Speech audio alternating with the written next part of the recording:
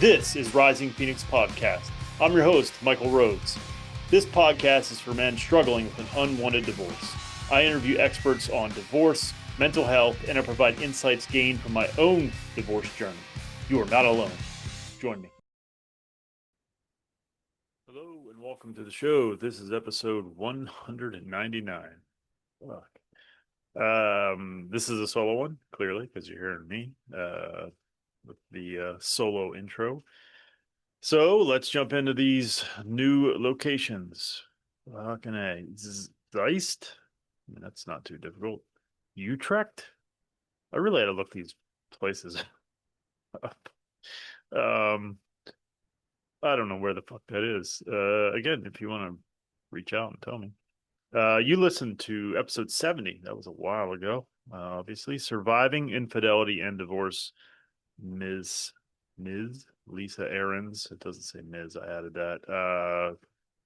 What a as I say to the guys in the Discord sometimes, I don't try to get beautiful women on the podcast. Just kind of like I don't specifically look for that, but it does happen. And she was another one of them. Beautiful girl. Crazy story. Definitely recommend you listen to that one. Yeah. Next up, Grand Island, New York. You listened to 176, which was Midlife Crisis with marriage expert Larry Bellata. That was one of the more recent-ish ones that was really fun for me or informative or whatever. Next up, Fredericksburg, Texas. You listened to 198.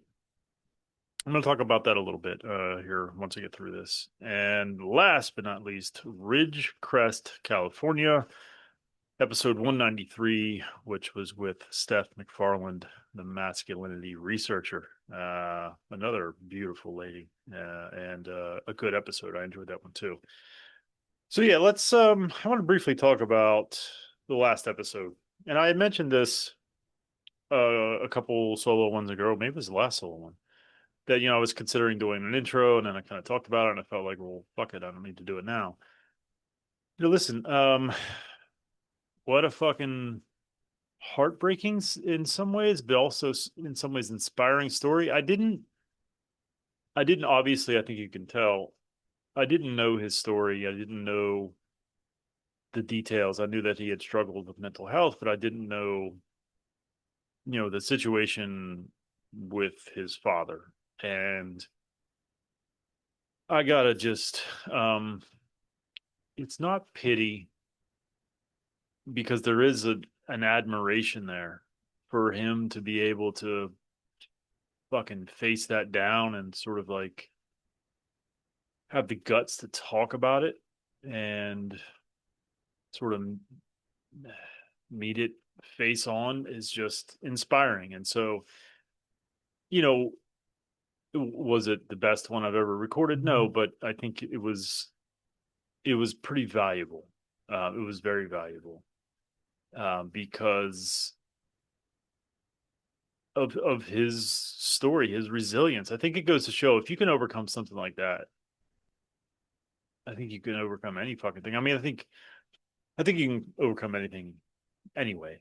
I think, some things are obviously harder than others, but I I just admire the kid for speaking his mind and for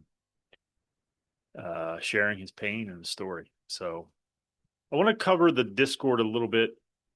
Um,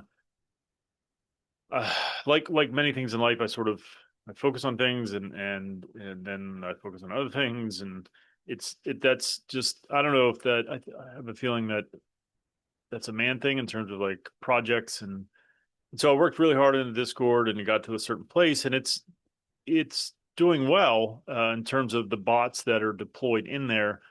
The daily check-in bot is working pretty flawlessly. But all that said, there's all these different bots and I've decided to combine them into one big bot and that's what I've been working on. So I know the guys in the Discord probably they're not seeing, well, I know they're not seeing this. I haven't been talking about it, but I had two 5-hour flights a couple weeks ago, 5 hours.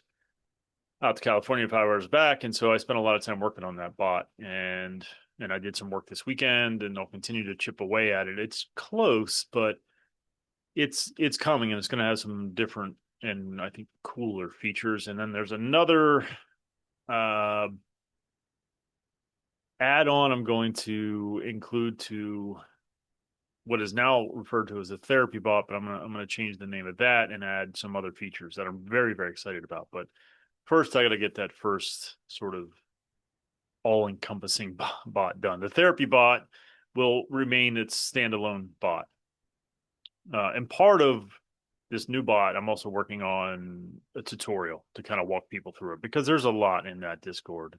Someone mentioned that to me a couple of weeks ago. Like, you really need like a guide. I'm like, I know but it's not so simple to just like spit out a guide. So it's going to be integrated into this new bot. It's going to be a cool feature. It's going to sort of walk you through once you join. So shout out to the folks that have joined recently.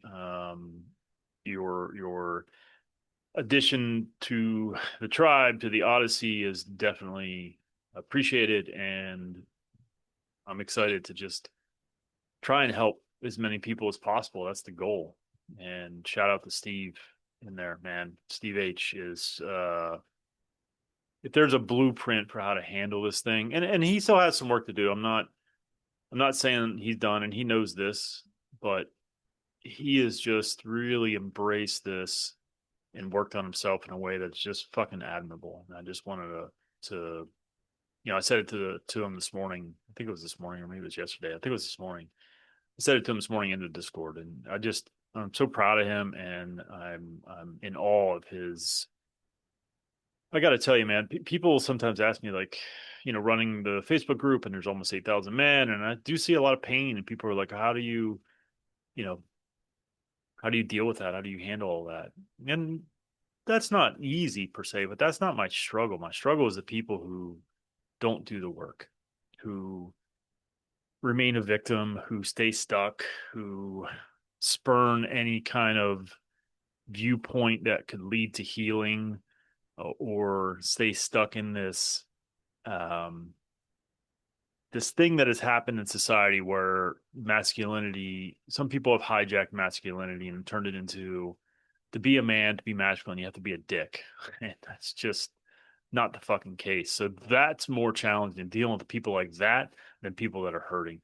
Give me a hurting guy every day, all day, because that guy is going to be motivated to do some work and change and grow. And that's just, we need more of that.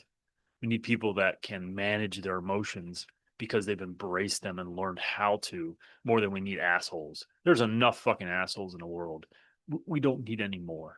We need some men that can take an emotion and process it and manage it and not make it people's problem, make it someone else's problem. So anyway, um, that's all I wanted to cover on the score. But that, what I'm talking about, sort of leads into the topic for today. And this comes from someone recently posted in the Facebook group, and that's the bane of my existence. I mean, it's not all bad in there. Sometimes it probably seems like all I do is complain about it, but that's not all. It's not all bad. But someone posted the other day about, hey guys, it's been 6 months and I'm doing so good, and I've been hitting the gym, and I've been working on myself, and I got a new girlfriend, and everything's going to be okay. And I'm just like, he was great up until the I have a new girlfriend part. Because I think what happens is, so first of all, 6 months is not enough time to heal. I'm sorry, it just isn't. Maybe I'm wrong, but I'm not. And even if it was to have a new girlfriend already, I don't know. To me, what it does is it creates this false positive, this sense that everything's okay. Well, now let's talk about, like, why do we do this? Well, it's obvious, right?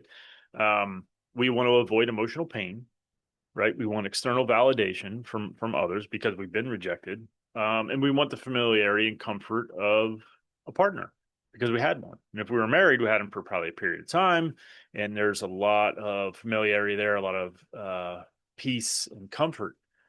And so you want to get that back. I tried it. You want to plug and play. You just find someone else, and my life will be right again.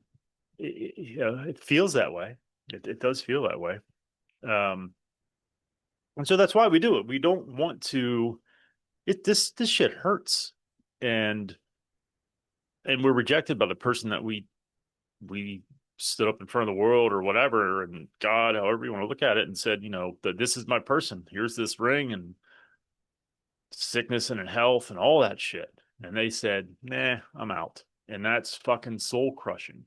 And one of the ways to seemingly make ourselves feel better, we do, it does make you feel better, is to find someone very, very quickly. Again, guilty as charged. I did it myself, but I quickly learned that it doesn't lead to healing. It doesn't lead to feeling better.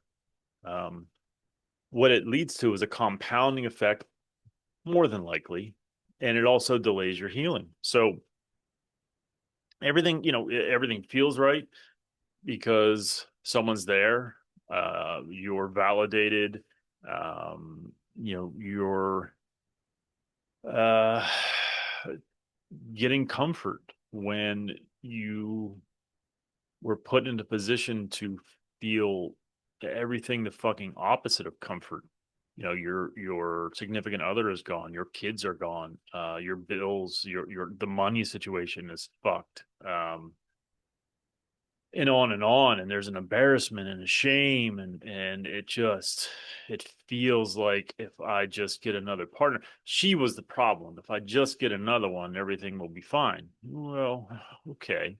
And that's a whole other topic, sort of blame and fault and things of that nature. But to say that she was the problem, if I just get another one that will solve everything, is just, it's fucking nonsense. And when we go through this longing, this rejection, and then we get something, we want to hold on to it very, very tightly, very intensely, right? Because it has soothed the wounds. It has. And I've seen this time and time again in that Facebook group. Oh, she is the greatest, guys. I found the best. She is amazing. Yeah, I said that about my ex-wife too.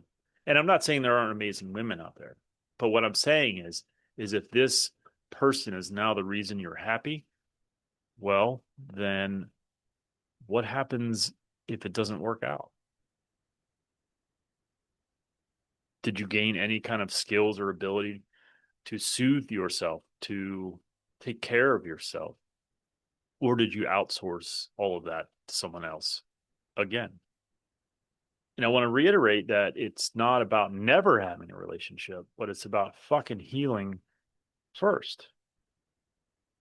These are houses of cards. These are houses built on sand. They're not. We try to make them so. We want so badly to heal from this pain that we think that if we get this other person, then we can just have our life back. But again, it's a house of cards.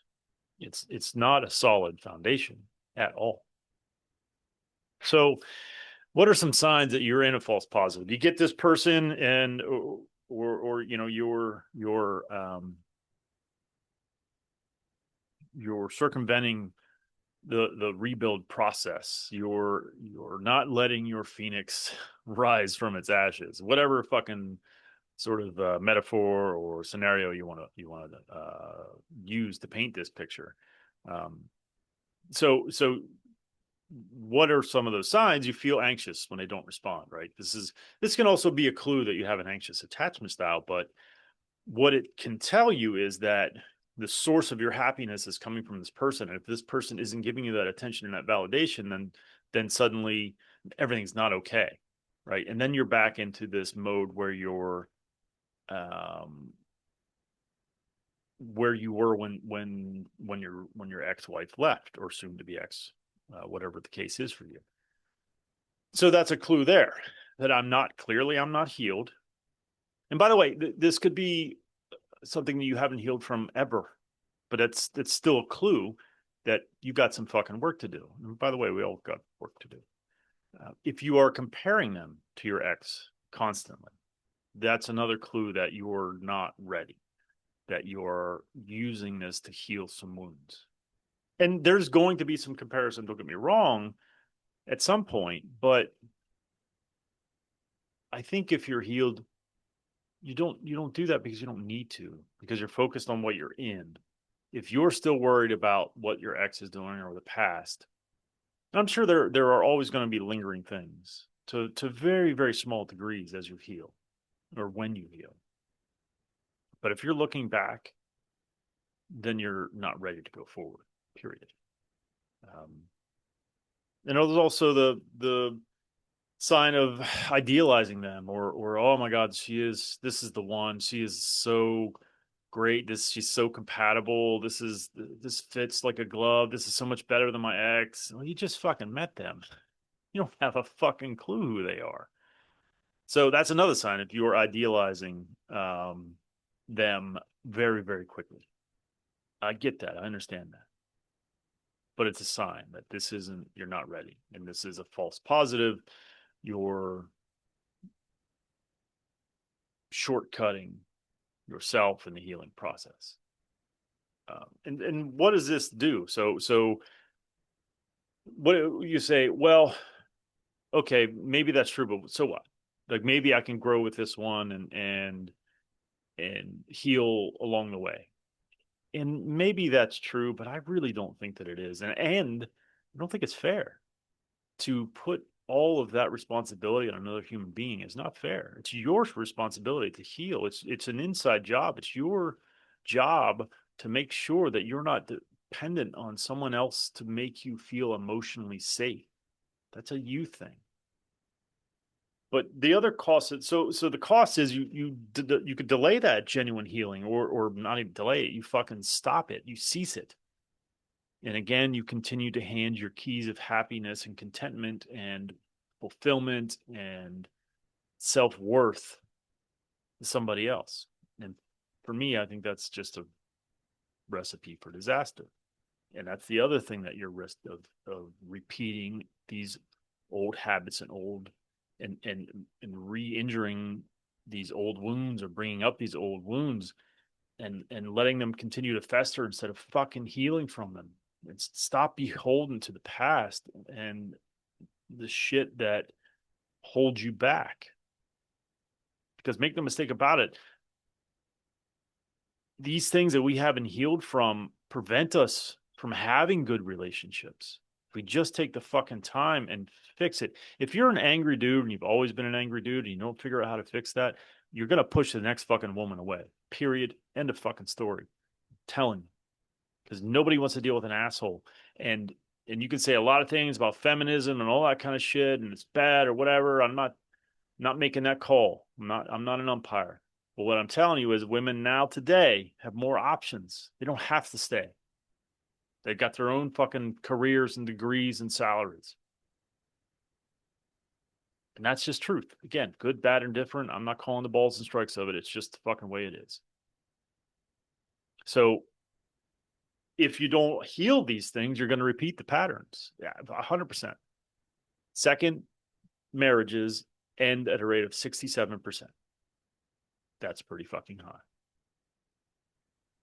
And so even if you do find something great, you're going to bring these wounds into the present and potentially derail something that could be good. Point is, heal. And you can not only can you ruin it, but you can unintentionally hurt people that don't deserve to be fucking hurt. Don't do that. This is your shit. Figure it out. You want to be a man? Heal yourself. It's your responsibility. And why do I say that? And this is something that I really, really, truly, in my fucking soul believe. This shit is hard. And if we're men and we're tough and we can do any fucking thing, and we shouldn't be running from pain, we should be fucking running to it to heal from it and not make it other people's problems. I believe this in the fucking core of me. You want to be a man, heal your shit. It's yours. Stop making it other people's fucking problems. Stop. Stop. So what does true readiness look like? Well, being alone sucks. But if you can tolerate it, if you can interpret your aloneness as I haven't found the right one, or I'm working on myself, rather than nobody loves me, nobody's ever going to love me, any of those kinds of things. If you're able to be alone and be okay with it, I'm not talking about, I mean, some people love it. I tolerate it. I mean, sometimes I like it more than others, but I would love to find someone, but I'm okay being alone. It's been 6 fucking years. What I would love to have someone, but alone is okay too. It's not the end of the fucking world. I'd rather be alone than be in a bad relationship. Statistically, I'm happier than someone in a bad relationship. And I believe that. So if you feel okay being alone, that's a good sign. If you can clearly identify your needs as a person to a partner and feel confident about that, like this is what I'm a words of affirmation guy, and that's what I need is words of affirmations, and you can say that to them and not feel anxious about it or scared that they're going to reject you. If you can stand on your own 2 fucking feet and say, "This is what I need from you," and it's reasonable and grounded in reality, then that there's nothing wrong with that. If you can do that, that's a great fucking sign that you're ready to be with someone. Another key, I believe, and this is one I think all of us men struggle with, is that we have a relationship and a support system with others outside of. Um, we've taken the time to build that up since the end of the marriage, and this is a tough one, but I do think this is a good sign that you're not dependent on one singular person and you have a system, a support system. Again, back to, and I want to make this clear. I don't think what I'm not saying that you need to bear every burden alone. When I say you need to handle your shit, I don't mean that you alone have to handle your shit. You can get help with it and for it, but make that be a support system, including a therapist or a coach or what the fuck ever. Friends are great too, obviously. I talked about that a couple, I think it was the last solo. So if you have that system in place, this is a good sign, because you shouldn't be dumping all of your shit on one single person, a partner. I mean, who would want to fuck you if all you do is fucking complain to them, right? I mean, like this fucking guy. Like you're not fucking your therapist. At least I don't. Boy, that would be very unethical. But you're paying them, so that's okay. Dump on them. That's what they're there for. But your partner shouldn't just be it shouldn't be the only fucking person you dump your emotional fucking shit on. And we all have shit to discuss and to talk about, and hurts and pains and annoyances and frustrations and all that stuff. But we need to have a support system around us so that it's not just dumped on one person. It's not fucking fair. And I think it leads to a lot of divorces, to be quite frank, because men, we can't handle our shit and we dump it all on them and they get tired eventually. And obviously there's more nuance to that. And I'm not saying it's all our fault and men are terrible. Women have their own failings as well. But I do believe this is a key part of it. Maybe I'm wrong. So the last thing I think that is sort of a clue is that you're not trying to erase your past. I think that there is it's a good sign. And this one's tricky, but I do think it's important to have a good relationship with your ex. I don't mean that you need to be friends. It's not what I mean. I'm just meaning that their presence doesn't cause you to go into uh, to, to to be moody or pissy or pissed off or angry. Like you can be around them and it doesn't affect you mentally. I think there could be still lingering effects, and there are still lingering effects to some degree, even for myself. But she doesn't. It doesn't ruin my day if she's around. I see her all the fucking time. The kids are always doing something, so I see her damn near every fucking day. Feels like. I'm sure there are days I didn't see her today. No, I didn't see her. She was at the house this morning, but I didn't see her. She didn't. She was out in the car. Just because my little one comes to ride the bus. Um, I don't know exactly why. She just likes riding the bus at dad's house, and but she stayed in the car. So, but any day that there, almost every day, there's some kind of activity or something, and I'm an involved father. I'm gonna be there, and so um, I'm gonna see her, and I don't want her to affect me negatively, and then have me take it out on anybody else, or be an asshole to someone else because of her presence. And so, if you can do that, I'm not saying you have to be friends with them. It's not what I'm saying. Just don't allow their presence to negatively affect you. If you can do that, that's a good sign that you're ready.